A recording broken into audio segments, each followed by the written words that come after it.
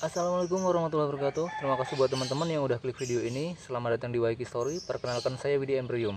Buat yang baru aja gabung di channel ini adalah channel yang akan membahas secara detail tentang perawatan burung lovebird, mulai dari pengenalan karakter sampai dengan settingan lomba. Jadi jika kamu adalah lovebird mania, maka kamu akan cocok dengan channel ini. Jadi jangan ragu untuk subscribe dulu ya. Nah, di video ini saya akan membagikan tips bagaimana sih settingan lovebird paut untulan. Ini sesuai request dari teman-teman yang kesusahan membuat gacor lovebird paut dengan cara perawatan single fighter. Oke, untuk mempersingkat waktu, mari kita mulai pembahasannya.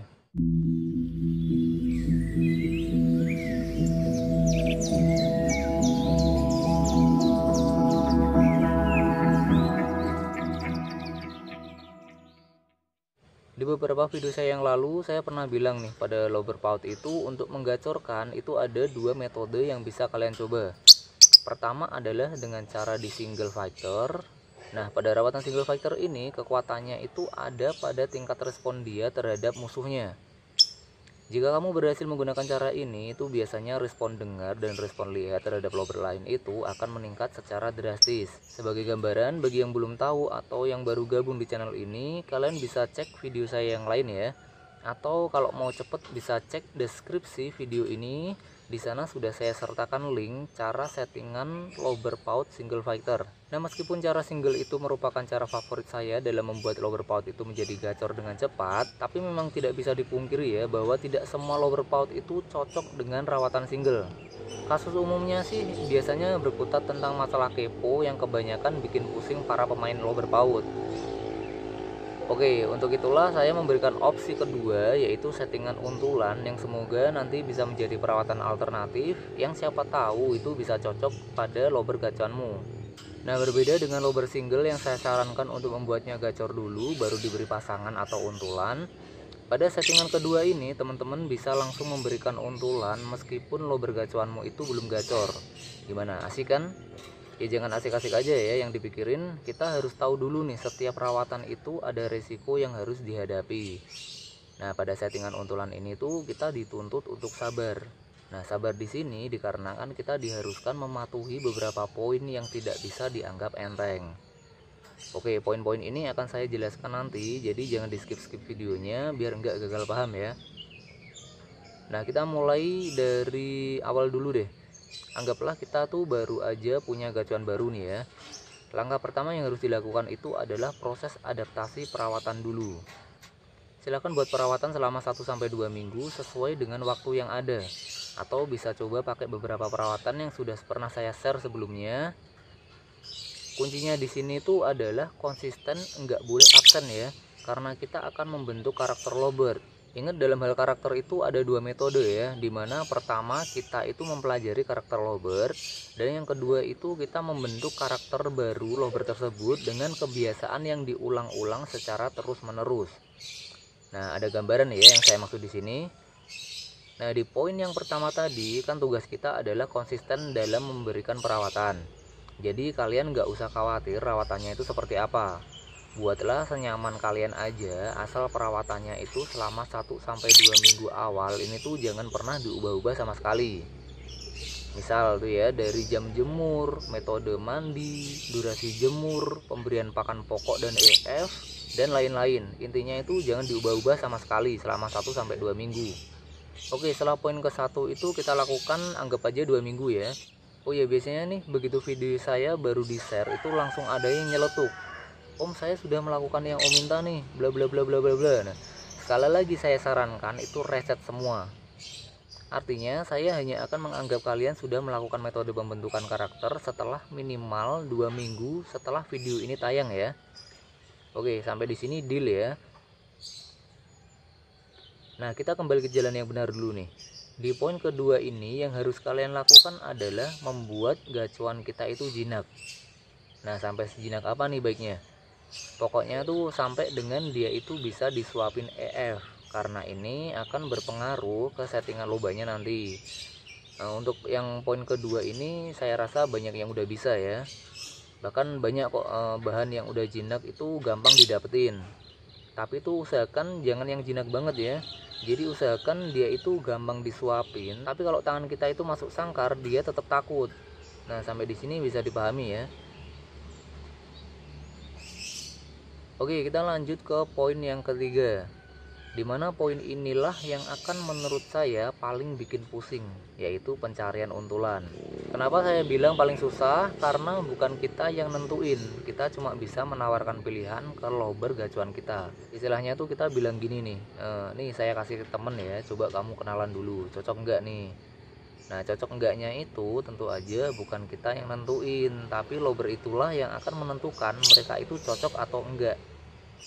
Oh ya, dalam memberikan untulan itu jangan langsung digabung ya, karena jika pada lobber dewasa itu ketika digabung resikonya itu yang paling berat, mereka akan saling bantai, sedangkan resiko terberat pada lobber paut itu resikonya adalah mentalnya menjadi drop.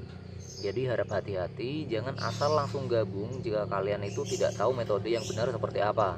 Jadi baiknya itu dikenalin dengan cara ditempelin beda kandang dulu ya, atau bisa juga dengan metode penjodohan yang sudah pernah saya share.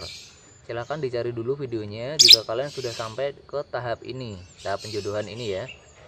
Lalu ciri mereka udah cocok gimana nih? Intinya itu adalah mereka akan tenang dan banyak main berdua ketika berada dalam satu kandang, dan akan rajin ngekek atau minimal itu rajin geriwik dengan suara yang nggak biasa ketika mereka itu dipisah dan nggak saling lihat. Ngeriwik dengan suara yang nggak biasa ini bisa saya sebut bahwa dia itu membuat nada panggilan untuk menandai keberadaannya atau menarik perhatian dari untulannya karena mereka berpisah tadi ya. Oh ya, ketika dalam masa pencocokan untulan ini baiknya mereka diasingin. Itu minimal di ruangan sendiri ya, walaupun dengar suara lobber lain itu nggak apa-apa. Yang penting saran saya itu berbeda ruangan biar prosesnya itu cepat dan tidak terlalu banyak kendala nantinya. Oke, selanjutnya nih anggaplah kita udah punya calon untulan yang cocok. Ingat ini baru calon ya, artinya belum tentu benar juga. Lalu selanjutnya apa yang akan kita lakukan? Nah, di 2 minggu awal setelah mereka disatukan dalam satu kandang ya, kita harus rajin pisah campur sehari itu bisa 2-3 kali. Dan salah satu waktu yang saya rekomendasikan adalah sewaktu embun. Jadi berbeda dengan yang biasanya lobber dewasa, saya memberikan rekomendasi itu antara pukul 9 sampai pukul 11, tapi di PAUD ini waktu yang paling saya rekomendasikan adalah sewaktu embun. Jadi ambillah contoh sewaktu embun sampai dengan nanti masa penjemuran. Jadi penjemuran mau digabung atau mau tetap dipisah itu nggak masalah. Yang penting itu usahakan waktu embun aja mereka dipisah. Lalu 2 waktu lainnya itu silakan sesempatnya kalian aja. Mau siang sore boleh, mau sore malam juga boleh. Atau jika kalian nggak punya waktu, yang penting pada waktu embun tadi jangan sampai terlewat ya. Oke, sebelum lanjut saya jeda dulu ya, karena mungkin nanti akan banyak yang bertanya soal pakan harian. Nah, rekomendasi saya tentang pakan adalah berikan pakan kenceng sampai mereka itu gacor. Lalu selanjutnya dinetralin. Nah, netralin ini maksudnya boleh kalian ganti secara bertahap dengan millet kiloan ya. Atau mau dengan salah satu rekomendasi saya juga boleh nih, yang versi murah ya. Itu terdiri dari kenari seed 50%, millet putih 25%, dan millet merah 25%. Nah, paham nggak nih pembagiannya? Misalnya gini nih, dalam 1 kilo itu kenari seednya 500 gram, dan milletnya itu 250 millet merah dan 250 gram millet putih. Lalu EF-nya usahakan selalu ada jagung. Ini jika mereka doyan ya, karena untuk hariannya jagung ini akan berpengaruh dalam tingkat stamina dia untuk terus aktif berbunyi gitu. Nah, dengan beberapa poin ini tuh meskipun memakan waktu yang lama, tapi biasanya untuk urusan performa dia akan lebih bisa stabil dibanding dengan rawatan yang single. Jadi kembali lagi ke kalian berminat untuk ambil resiko mencoba rawatan ini atau mau coba dengan rawatan single yang cenderung lebih cepat. Nah, lalu gimana nih untuk waktu pemisahan itu berapa lama? Kalau saya pikir sih ini akan secara bertahap dia itu cenderung akan meningkat performanya. Maksudnya gini, biasanya pada tahap awal itu memang akan lama dia gacornya. Ini nggak semua burung ya, tapi kebanyakan seperti itu.